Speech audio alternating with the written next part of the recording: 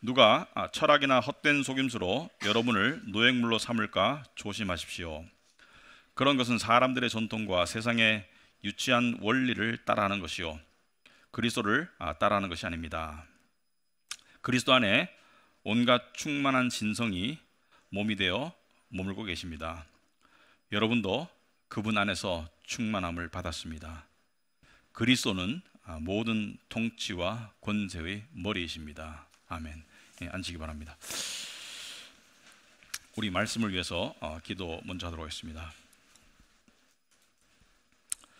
하나님 아버지, 저희들이 말씀에, 살아있는 말씀 앞에 성육신 하신 예수님께서 계시던 말씀의 모습 앞에 우리가 나아갑니다. 아버지 하나님, 우리가 말씀을 간절히 받을 수 있는 그런 마음이 되기를 원합니다. 이 말씀은 생명의 말씀이고 진리의 말씀이고, 그리고 이 말씀이 창조의 능력이고 그리고 구원의 은혜입니다. 아버지 하나님, 우리가 이 말씀 앞에 나아갈 때 두렵고 떨리고 설레는 마음을 하나님이 요구하신다는 것을 이 시간 기억하게 하옵소서.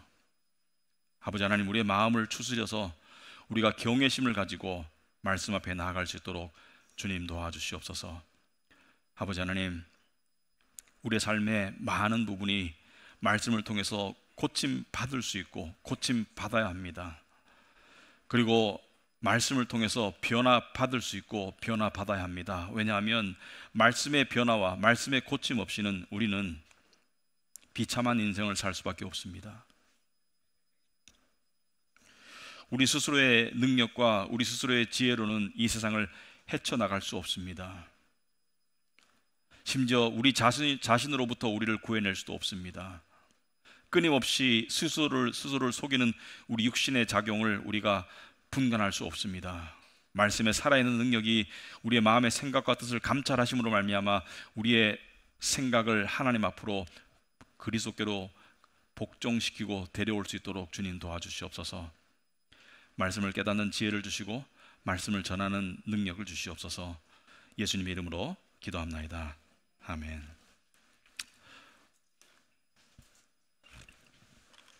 우리가 매주 성경 말씀을 듣는데 성경 말씀을 들으면서 우리가 가끔 우리가 상기해야 되는 것은, 물론 전하는 저에게도 성경 말씀을 전하는데 제대로 전하는, 말씀의 뜻을 말씀을 있는 그대로 제대로 전하는 그런 것이 상당히 가장 중요하고, 여러분들에게도 제가 생각할 때 두 가지가 늘 요구된다고 생각합니다. 두 가지가 늘 요구된다. 첫째는 믿음의 마음이 요구된다. 믿음의 마음으로 말씀을 받아야 된다.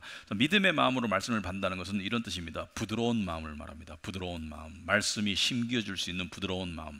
딱딱한 마음은 말씀이 튕겨나가게 하죠. 말씀이 자리 잡을 수 없고 튕겨나가는 그런 딱딱한 마음이 불신앙의 마음입니다. 세상으로 가득 찬 마음, 말씀을 받아들이지 않으려는 마음, 그리고 말씀 앞에 이 마음이 갈아엎어지지 않는 그런 딱딱한 마음, 그런 것들이 불신앙의 마음이라면, 믿음의 마음은 말씀을 간절한 마음으로 받는 것이죠. 믿으니까 간절한 마음으로 받겠죠. 두 번째는 순종의 마음입니다. 순종의 마음을 다른 말로 하면 적용의 마음이다. 우리가 듣기만 듣고 적용하지 않으면 무슨 소용이 있겠는가. 그런데 여기에 좀 사람들이 많이 좀 의문을 가지는 것 같아요. 적용했는데 잘 안 되더라. 적용을 해봤는데 잘 안 되더라. 들을 때는 그게 그런 것 같고 이해가 되고 깨달아지고 좋은 말씀인 줄 알겠는데 적용을 해보니까 옛날로 또 돌아가더라. 그게 정상입니다.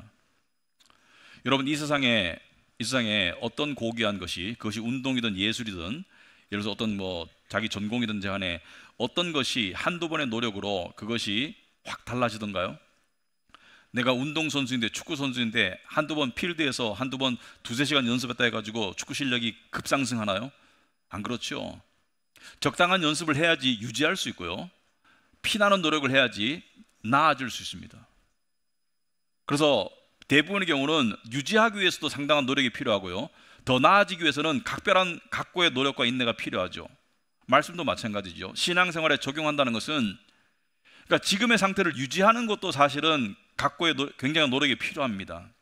그런데 내가 신앙에서 마음이 더 새로워지고 달라지기 위해서는 특별한 노력이 필요하겠죠. 그래서 믿고 그리고 순종하고 적용하려고 하는 그런 노력이 필요하다. 그래서 오늘 말씀도 그런 맥락에서 여러분들이 들으시면 좋겠다. 자, 오늘 말씀은 어떤 내용이냐면은 지난주에 우리가 김효영 목사님이 설교하실 때 이런 말씀을 했습니다. 그리스도께 종이 되는 것이, 그리스도의 종이 되는 것이 참 자유의 길이다. 우리가 그리스도의 종이 되지 않으면 세상의 노예 상태가 되고 자유를 박탈당하는데, 그리스도에게 노예가 되면, 그리스도를 순종하면, 그리스도의 말씀을 쫓아 살면 참 자유의 삶으로 나아갈 수 있다. 그런 맥락에서 오늘 본문은 연결된다고 보시면 되고요. 그래서 오늘 본문 8절을 한번 보시면 이런 말씀이 있습니다. 누가 철학이나 헛된 속임수로 여러분을 노획물로 삼을까 조심하십시오. 그런 것은 사람들의 전통과 세상의 유치한 원리를 따라하는 것이요 그리스도를 따라하는 것이 아닙니다. 자, 사실 제가 매주 이런 고민이 있습니다. 매주 이번 주에는 한 6절 정도, 7절 정도 우리 한번 설교를 한번 해볼까? 왜냐하면은 골로새서에 계속 머물러 있기는 좀 그러니까. 그래서 처음에는 한 6, 7절 정도 생각했다가 설교를 준비하다 보면은 사실 이 3절도 너무 많은 것 같아요. 사실은 8절 하나만 해도 한 번의 설교가 충분히 될 것 같은데, 왜냐하면 여러분이 읽었을 때 이 안에 수많은 의미가 함축되어 있다는 것을 일단 아셔야 됩니다. 예를 들어서 여기서 노획물이라는 단어가 있죠. 노획물.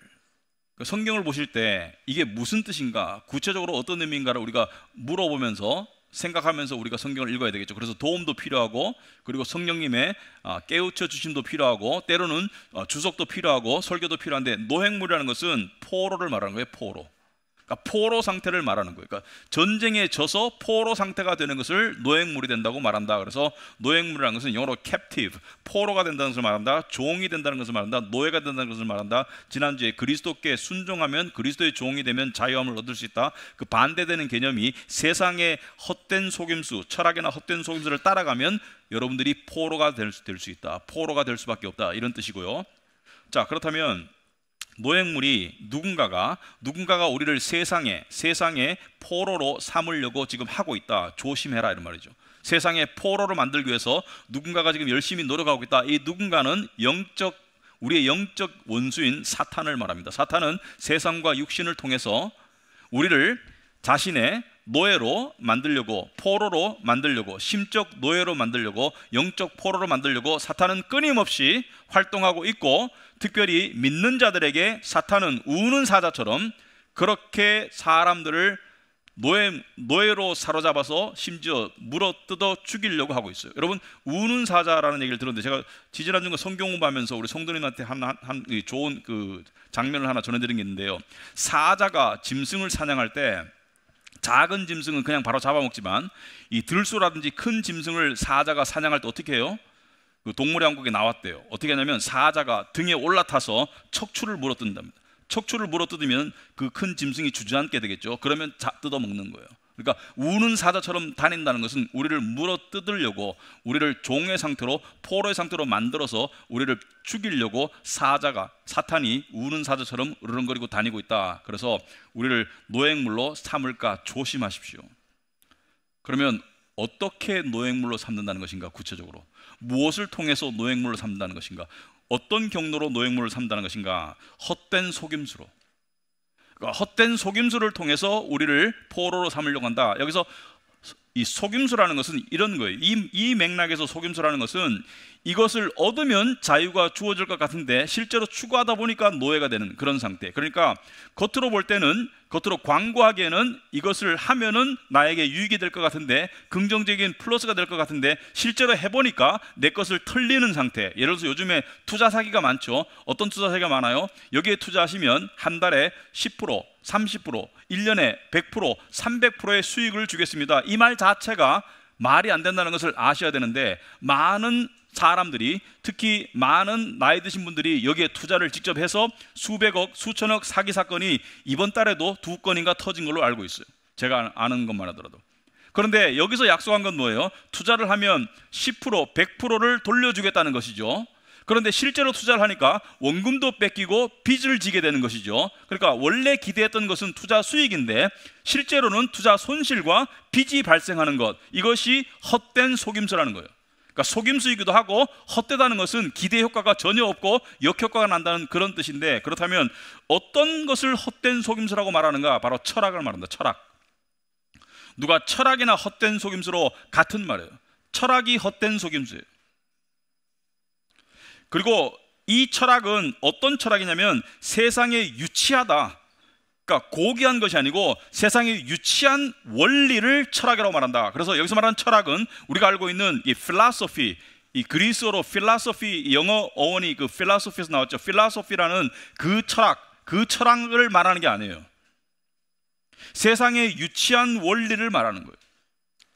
물론 그 철학도 포함이 되지만 우리가 말하는 그리스 철학은 사람에게 지혜를 주는, 그러한 이 일반적인 지혜를 주는 그런 깨달음의 철학이라면, 여기서 말하는 철학은 1세기의 관점에서 봤을 때, 당시의 관점에서 봤을 때 교회 안에, 기독교 안에 율법주의도 철학이라고 불렀습니다. 조시퍼스의 역사책에 보면은 바리새인의 율법주의적인 가르침을 철학이라고 불렀다. 그러므로 철학은 속이는 것이다. 율법주의는 어떻게 속여요? 이것이 구원의 길이다. 근데 가보니까 구원의 길이 아니고 지옥 가는 길이죠. 행함의 길이, 행함으로 구원을 얻으려고 하다가 어떻게 돼요?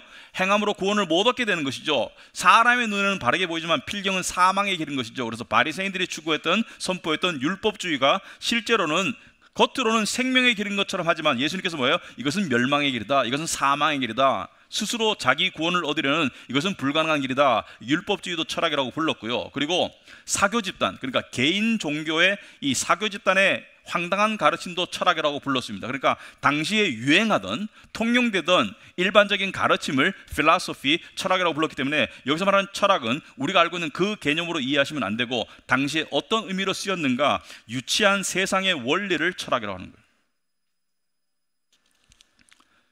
그렇다면 우리가 어떻게 적용할 수 있겠는가? 여러분이 지금 율법주의에 빠졌어요? 아마 아닐걸요. 요즘 교회 안에 사탄이 쓰는 전략은 바뀌었습니다. 수십 년 전만 하더라도 율법주의가 교회 안에 많이 들어와 가지고 이 율법을 통해서 인정받고, 그리고 자기가 직분을 얻고, 그러면 구원받는 것처럼, 인정받는 것처럼, 하나님이 복 주실 것처럼 기복신앙도 섞여가지고 그렇게 그런 가르침에 빠진 사람들이 많았는데, 지금은 교회 안에 율법주의보다 더 큰 전략이 들어와 있습니다. 제가 봐서는 더 큰 세상에 유치한 속임수가 교회 안에 들어와 있어요. 사실은 어떻게 보면은 교회 밖에서 써먹고 있는 사탄의 전략이 교회 안에서도 크게 작용하고 있고 효과를 보고 있기 때문에, 저는 한마디로 말해서 세상이 교회에 들어왔다 이렇게 생각합니다. 세상이 교회에 들어왔다. 우리 교회를 꼬집어서 말하는 게 아니에요. 일반적으로 말하는 거예요. 그죠?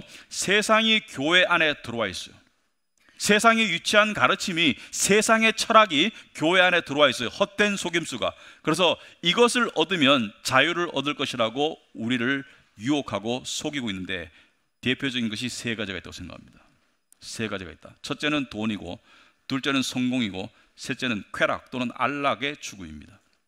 돈과 성공과 안락의 추구, 이 세 가지는 연결되어 있죠. 성공해서 돈 벌어서 안락하게 살고 싶다. 그러니까 돈과 성공과 안락이 우리 교회 안에 들어와 있고, 이것을 통해서 사탄은 우리에게 자유를 줄 것처럼 속이지만, 헛되게 속이지만, 세상에 유치한 노래를 속이지만, 그것을 추구하다 보니까 자유를 박탈당하게 되는 그런 결과를 많은 그리스도인들에게 초래하고 있는 것이 오늘의 현실이다. 하나를 살펴보자면, 첫째, 돈. 여러분, 지혜는 제가 거듭 말씀드리지만 중용이에요. 그러니까 돈을 벌려고 하는 자체를 나쁘게 본다는 게 전혀 아닙니다. 성경은 자기가 성실히 일해서 자기 삶을 책임지지 않는 것을 죄라고 그러고요, 자기가 성실히 일해서 자기 가정을 보살피지 않는 것도 죄라고 말합니다. 게으름의 죄고 무책임의 죄라고 말하기 때문에, 성실히 일하는 것, 그리고 노후를 심지어 성실히 대비하는 것도 성경은 가르치고 있죠. 개미처럼 열심히 해가지고 미래를 준비해라. 그런데 어떤 것이 문제가 되냐면, 요즘에 유행하는 표현이 이겁니다. 경제적 자유. 경제적 자유라는 말이 많이 유행해요. 그죠? 경제적 자유. 이 뉘앙스가 우리 그리스도인을 얼마나 속일 수 있냐면, 자유를 돈으로 이룰 것처럼 포장했지만 경제적 자유를 추구하는 많은 사람들이 경제적 노예가 됩니다. 여러분, 경제적 자유라는 이름으로 자기의 돈을 향한 탐욕과 돈을 향한 우상적인 추구와 갈구의 마음을 포장해서 경제적 자유라고 말하지만, 실제로는 경제적 노예가 되는 그런 사람들이 주변에 너무 많고, 교회 안에도 이게 들어와 있어요. 요즘 특히 젊은 층들도 마찬가지로, 물론 나이가 들어서 일을 할 수 없으면 은퇴를 해야 되지만, 젊은 층들이 추구하는 로망이 뭐냐면 파이어족이 되고 싶대요. 파이어족이 뭐냐면은, 그러니까 일 안 하고도 수익 구조를 만들어서 나는 놀고 먹고 살고 싶다.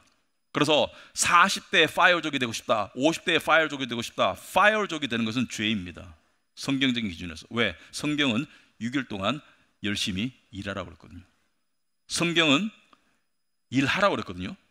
근데 나는 파이어족이 되겠다는 로망을 갖는 자체가 이미 세상에게 지고 있는 거예요. 파이어족이 되든 안 되든 상관없이 세상의 철학에 지금 놀아나고 있는 거예요. 경제적 자유라는 것을, 그런 꿈을 꾸는 자체가, 자유를 경제를 통해서 이루겠다는 꿈을 꾸는 자체가 이미 경제적 노예로 들어가고 있는 거예요. 이게 속임수인 거예요. 우리 그리스도인은 이 부분을 상당히 조심해야 합니다. 경제적 책임을 지고 성실하게 사는 것은 옳아요. 하지만 경제적 성공과 경제적 부를 축적해서 자유를 얻으려고 하는 순간 우리는 그리스도에게 멀어지고 세상의 노예가 되고, 그리고 우리의 심령이 탐욕으로, 그리고 불안으로, 불평으로 들끓기 시작합니다. 여러분, 성경은 돈의 유용성에 대해서도 이야기하지만 돈의 위험성에 대해서 얼마나 많은 곳에서 성경이 강조하는지 몰라요. 여러분, 이 세상의 어느 것도 하나님과 경쟁 관계에 있다고 말하지 않는데, 유독 재물에 관해서 예수님께서 마태복음 6장 24절에 아무도 두 주인을 섬기지 못한다, 한쪽을 미워하고 다른 쪽을 사랑하거나 한쪽을 중히 여기고 다른 쪽을 업신여길 것이다. 그래서 업신여기는 가능성은 등한시한다는 뜻이죠. 등한시한다. 돈을 중시하면 하나님을 등한시하는 결과로 작용하기 때문에 돈과 하나님에 대한 사랑, 돈은 필요하지만 돈을 사랑하면 하나님을 사랑할 수 없다. 이것을 분명히 이야기하고 있습니다. 너희는 하나님과 재물을 겸하여 섬길 수 없다라고 이야기하고 있습니다. 그러므로 경제적 자유를 추구하면 하나님으로부터는 멀어지고 경제적 노예가 됩니다. 이게 성경의 가르침이에요.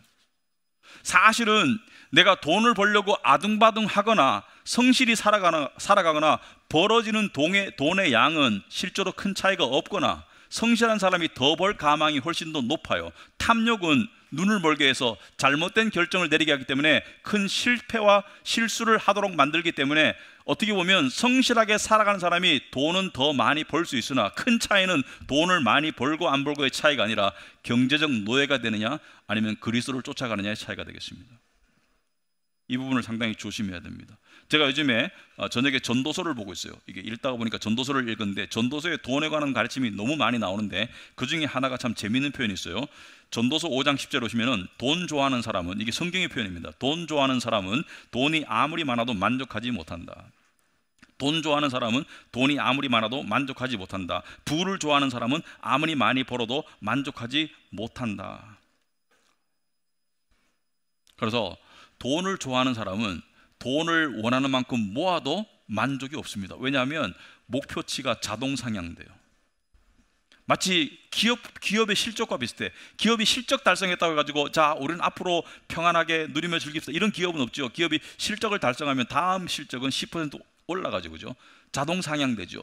마찬가지죠. 돈은 원하는 만큼 모으면 자동적으로 마음의 목표치가 상향되어 있어요. 그러나 내가 돈을 사랑하지 않고 그냥 하나님을 사랑하면 주신 돈이 나의 삶에 유용하게 쓸 수 있는, 즐길 수 있는 수단이 되는 것이죠. 그리고 성경은 이렇게까지 경고합니다. 돈을 사랑하는 것이 모든 악의 뿌리다. 심지어 돈을 쫓다가 믿음에서 떠나 헤매기도 하고 많은 고통을 겪기도 하는 사람이 더러 있습니다. 그리스도인이 돈을 사랑하면 믿음에서 떠나게 된다는 것은 구원을 잃는다는 말이 아니라 믿음 상태에서 벗어나서 많은 고통을 초래하는데, 돈이 일만하게 뿌리라는 것은 돈을 사랑하기 때문에 사람도 죽이고 사기도 치고, 돈을 사랑하기 때문에 사람을 착취하죠. 돈을 사랑해서 거짓말도 하고, 돈을 사랑하기 때문에 배신도 하고, 돈을 사랑하기 때문에 관계가 붕괴되죠. 그런 게 자주 보입니다. 부모님 돌아가셨는데 유산 때문에 자식들이 싸워가지고 얼굴 안 보는 가정이 많아요. 가장 가까워야 될 형제 자매가 돈 때문에 완전히 원수가 되는 경우를 자주 봅니다. 돈 때문에 모든 악의 뿌리예요. 삶의 균형이 무너지기도 하고요, 건강을 해치기도 하는 것이 돈 때문입니다. 그런데 여기서 하나 짚고 넘어가야 될 것이, 돈 많음이 돈 사랑과 등식이 성립하지는 않습니다. 반대로 돈이 적음이 돈을 안 사랑하는 것과 등식이 성립하지도 않아요. 어떤 사람은 적은 수이지만 돈이 많음에도 불구하고 그 청지기 의식을 가지고 그것으로 하나님을 섬기고 이웃을 베풀고 사랑에 쓰는 사람이 있다면 그 사람은 돈이 많지만 돈을 사랑하는, 그러니까 돈을 우상화하는 상태는 아닌 거예요. 반대로 어떤 사람은 돈이 없지만 돈이 없는데 돈 없는 것 때문에 불만이고 돈 없는 것 때문에 화가 나고 가진 사람을 향한 시기심이 생기고 상대적 박탈감이 느껴지고, 그런 사람은 돈을 엄청나게 사랑하는 거예요. 돈이 없을 뿐이지. 돈을 사랑하는데 돈을 가진 사람도 있고 돈을 사랑하는데 돈을 못 가진 사람이 있을 뿐이지, 돈이 없다고 돈을 안 사랑하는 것은 아니다. 조심하셔야 됩니다. 나는 돈이 없기 때문에 돈을 사랑하지 않아요. 천만의 말씀요. 돈 때문에 감정이 소용돌이에 자주 휩싸이면 돈을 사랑하는 거예요. 돈 때문에 감사보다는 불만이 많으면 돈을 사랑하는 거예요. 돈 때문에 남이 미우면 돈을 사랑하기 때문에 미움이 나오는 거예요. 그리고 돈을 사랑하면 하나님에 대해서 무관심해집니다. 그리스도를 통한 그 은혜에는 점점 더 눈먼 봉사가 되게 되어 있습니다. 볼 수가 없어요. 두 번째가 성공입니다. 성공. 여러분, 요즘 세상의 철학이 성공을 추구하는 것을 전혀 문제시하지 않죠. 성공은 모두가 추구해야 되는 것인 것처럼 이야기하죠.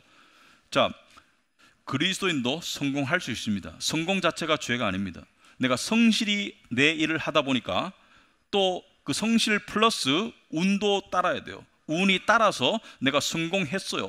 그것이 성공이 나에게 액세서리고 성공이 나에게 주어졌지만 거기에 의해서 내가 좌지우지되는, 그러니까 우상화되지 않는 상태로 간다면 그 성공은 괜찮아요. 하지만 성공을 통해서 인정받아야지, 성공을 통해서 자기 영광을 추구하는 모습, 성공을 통해서 나의 우월감을 드러낼 거야. 나는 남에게 무시 안 당하고 남에게 존중받을 거야. 성공을 통해서 내가 누군지를 각인시켜 줄 거야. 내가 누군데, 성공을 통해서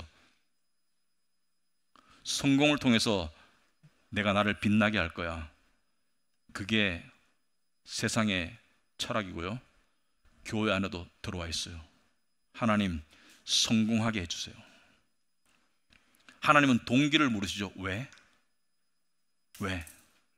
이 왜라는 하나님의 질문에 떳떳하게 답할 수 있으면 기도하세요. 성공하게 해달라고. 여러분, 목회자도 요즘 물론 목회가 잘 안 되는 시대이긴 하지만은 목회자도 하나님의 이름으로 자기 영광과 자기 성공을 추구하는 경우가 너무나 많습니다. 하나님의 이름으로 내 왕국을 건설해서 이 안에서 내가 높아지리라. 하나님이 기뻐하시는 모습이 전혀 아니죠.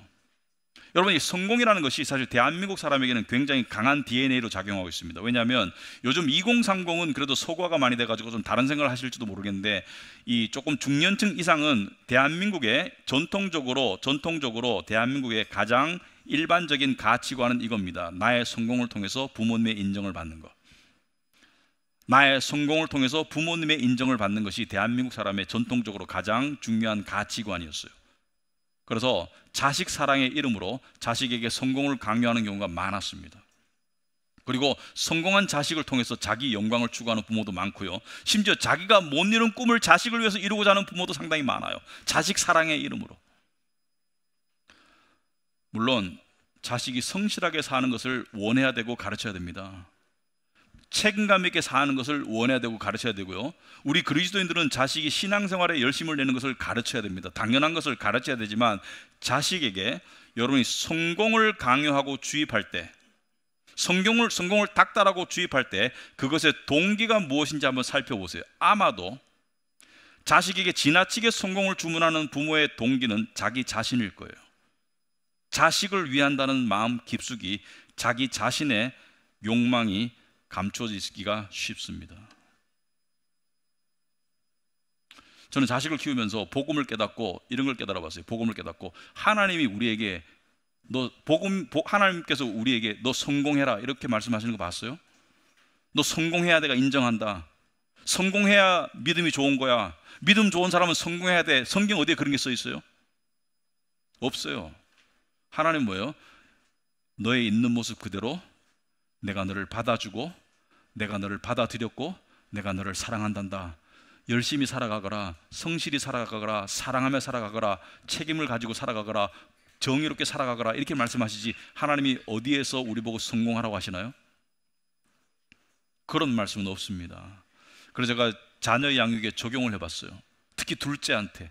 왜냐하면 둘째가 좀 더 뒤에 태어났기 때문에 제가 깨닫고 난 다음에 둘째에게 적용을 해봤어요. 어떻게 적용했냐면 거꾸로 적용해봤습니다. 네가 성공하지 않아도 아빠는 너를 사랑해. 하지만 성실히 살면 좋겠고 믿음 생활을 잘했으면 좋겠어. 그렇게 제가 키워봤는데 효과가 나타나더라고요.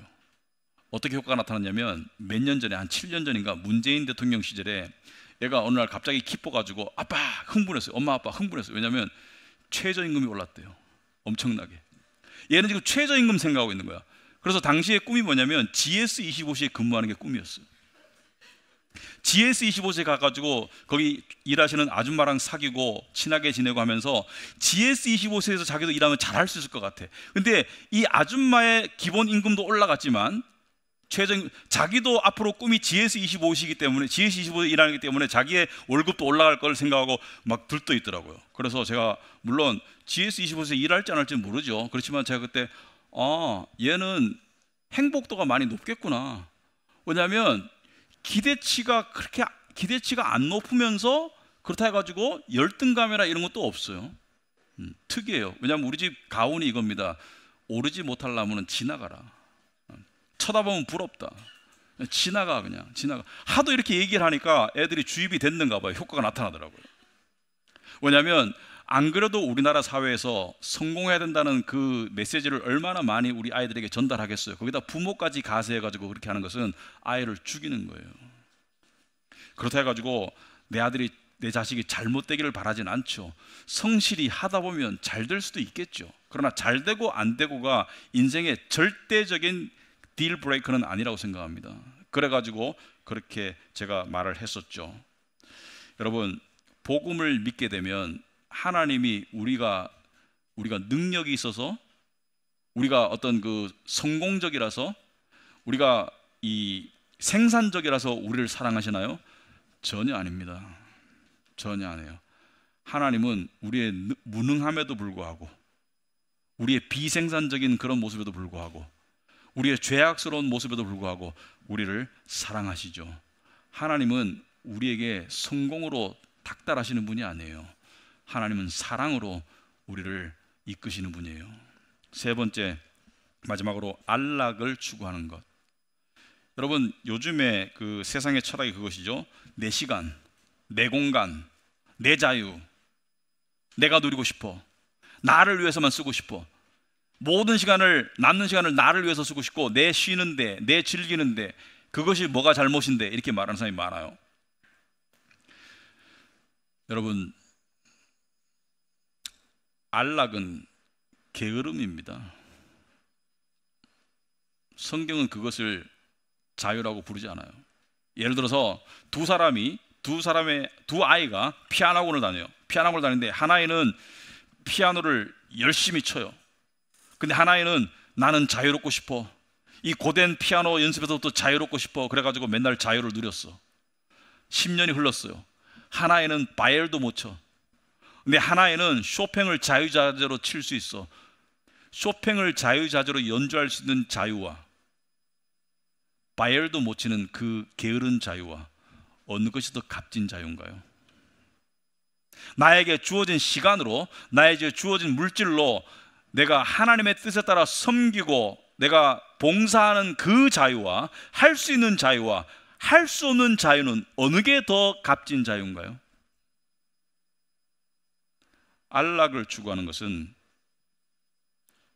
쾌락을 추구하고 안락을 추구하는 것은 성경은 게으름의 죄라고 말하고 있습니다. 성경은 성실함과 부지런함으로 사랑을 추구하고 그리고 공동체를 추구하고 하나님의 나라를 추구하는 것을 자유라고 부르고 있습니다. 그렇다면 이 돈과 성공과 안락을 추구하는 이 세상의 거짓 속임수에서 우리는 어떻게 자유할 수 있나? 여러분, 이 공격이 우리에게 매일 들어와요. 매일 들어와요. 그럼 우리가 어떻게 자유할 수 있나? 오늘 사도 바울은 뭐라 했습니까? 그리스도를 따라하는 것이 아닙니다. 이렇게 세상의 철학을 따라 사는 것은 그리스도를 따라하는 것이 아닙니다. 9절에 그리스도 안에 온갖 충만한 신성이 몸이 되어 머물고 계십니다. 그리고 10절에 여러분도 그분 안에서 충만함을 받았습니다. 이게 무슨 뜻일까요? 그리스도 안에 온갖 충만한 신성이 몸이 되어 머물고 계십니다. 그리스도 안에 온갖 충만한 신성이라는 것은 우리가 바랄 수 있고 우리가 누릴 수 있는 모든 것의 실체가 그 안에 충만하게 있고, 여러분도 그분 안에서 충만함을 받았다는 것은 그리스도를 믿음으로 그 충만함이 우리의 것이 되었는데, 우리가 무엇을 가졌고 우리가 무엇이 되었는지를 몰라요. 마치 냉장고에 온갖 종류의 진짜 뭐 스테이크를 비롯해서 온갖 종류의 음식이 가득 차 있는데, 창고에 가득 차 있는데 그걸 꺼내 먹을 줄 몰라. 그래서 밖에서 라면 부스러기 부셔 먹고 앉아 있어요. 말씀을 왜 봅니까? 말씀을 보는 이유는 뭔가 더 얻으려고 하는 것이 아니라 어떻게 보면 우리 안에 주어진 것을 더 깨달아가기 위해서 말씀을 보는 거예요. 내 안에 주어진 복을 깨달아가기 위해서 말씀을 보는 거예요. 우리가 지금 물질을, 부와 성공과 그리고 안락을 얘기했죠. 여러분, 그리스도 안에서 우리는 하나님의 자녀가 되었습니다. 우리 아버지가 이 세상의 주인이세요.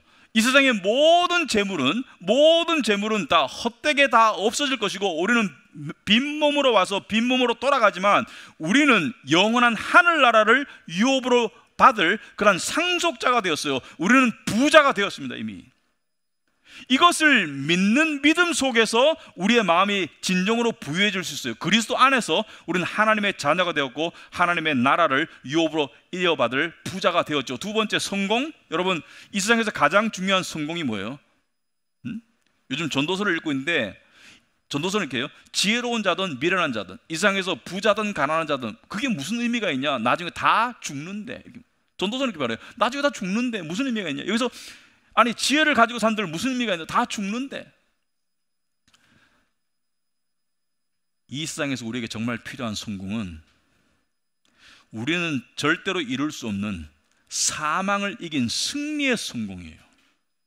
사망을 이기신 그리스도의 부활의 성공이 우리 것이 되었잖아요. 그죠? 그리스도의 승리, 십자가의 승리가 나의 승리가 되었죠. 그래서 이미 우리는 성공했어요. 여러분, 이것을 믿는 게 중요합니다. 내 삶이 어떤 모양이든지 간에, 세상에서 어떤 잣대로 나를 평가하든지 간에 이미 그리스도인은 그리스도 안에서 성공했어요. 더 이상 성공할 수 없을 만큼 성공했어요. 왜? 우리는 사망을 이겼기 때문에. 저는 이것을 믿는 믿음이 우리에게 대단한 자부심을 준다고 생각합니다. 우리는 이미 성공했어요. 우리는 이미 천국의 시민권자가 되었고, 우리는 이미 사망을 이기고, 우리는 이미 성공했어요. 하나님의 자녀가 되었어요. 그 이상 이루어질 게 없습니다. 그리고 안락은 안락을 추구하는, 육신적인 게으름을 통한 안락을 추구하는, 휴가 가지 말라는 거 아니에요. 오해하지 마세요. 극단적으로 받지 마세요.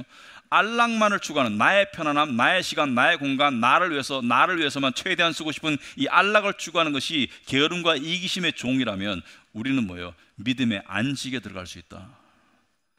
예수 그리스도를 믿음으로 영혼의 안식을 얻을 수 있다.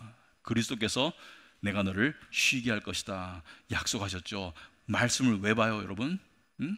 이 모든 주어진 복을 깨닫고 믿음의 안식에 들어가기 위해서 이 말씀을 보는 것이겠죠. 그런데 이것이, 이 전환이 세상의 철학을 쫓아 살려는 나의 육신의 끊임없는 몸부림과 그리고 끊임없는 이 간음의 이 모습에서 내가 그리스도를 따라가는 삶으로 나아가는 이 전환은 어떻게 발생할 수 있나? 이 결단으로 되는가? 결단도 필요하지만 결단만으로는 절대로 안 되고요. 한 가지 중요한 과정이 중간에 반드시 있어야 됩니다. 그것은 절망입니다. 절망해야 돼요. 엄청나게 절망해야 돼요. 절망의 학교와 절망의 은혜가 필요합니다. 내가 하던 모든 노력이 수포로 돌아가는 그 절망을 맛봐야 돼요. 그래서 많은 그리스도인에게는 하나님이 실패의 은혜를 주세요. 안 돼서 깨닫게 하려고. 그게 되면 될수록 세상을 향한 그 육신적인 추구가 더 강화될 텐데 하나님께서 절망을 통해서 그것을 끊어버릴 수 있는 은혜를 주실 때가 많아요. 18세기에 존 뉴턴이라는 그 유명한 목사님 있죠. 영국에 그 Amazing Grace, 나 같은 죄인 살리신, 그것을 작사한 분이죠. 그리고 목사님이고 원래는 노예 선장이었고, 이 사람이 하나님의 이 절망의 은혜에 대해서 이렇게 표현합니다. 주님은 마치 나의 불행을 더욱 심하게 만들 의도를 품고 계신 것처럼 내가 세운 멋진 계획들을 모두 방해하고 나의 보호책을 깨부수어 나를 낮추셨네. 나는 주님 어찌 이러십니까? 벌레 같은 저를 죽여 없애실 생각이신지요? 라고 두려워 떨며 부르짖었네. 여러분 그럴 때 있죠? 왜 이러십니까? 어디까지 저를 부수실 생각이십니까? 어디까지 저를 낮추실 생각이십니까? 그러자 주님은 이것이 내가 은혜와 믿음을 구하는 기도에 응답하는 방식이다.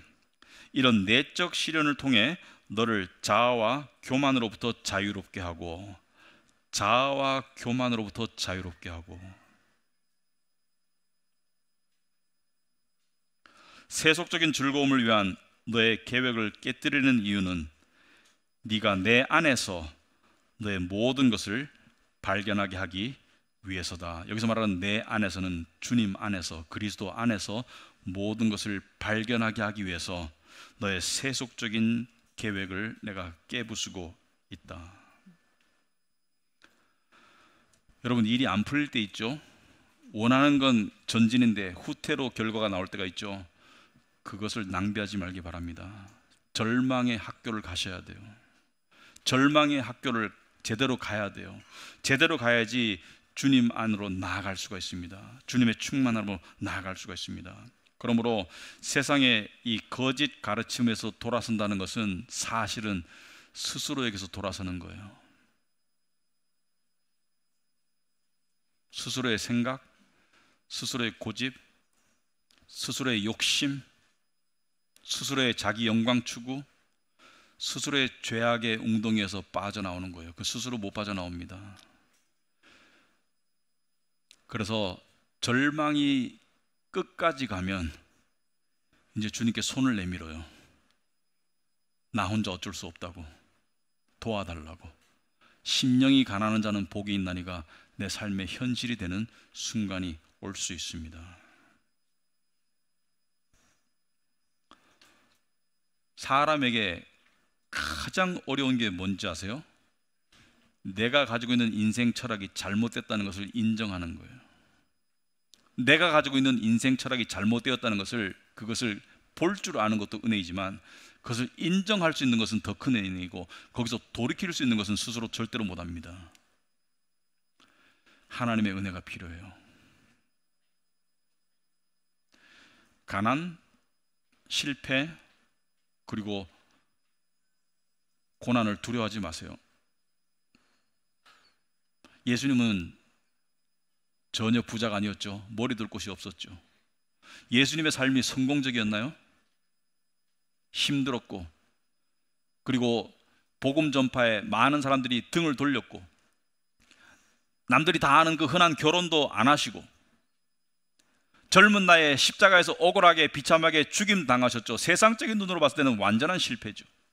예수님의 삶이 안락이 있었나요? 육체적인 안락이 있었나요? 육체적인 고통과 고난이 있으셨죠. 하지만 그 삶 속에 무엇이 있습니까?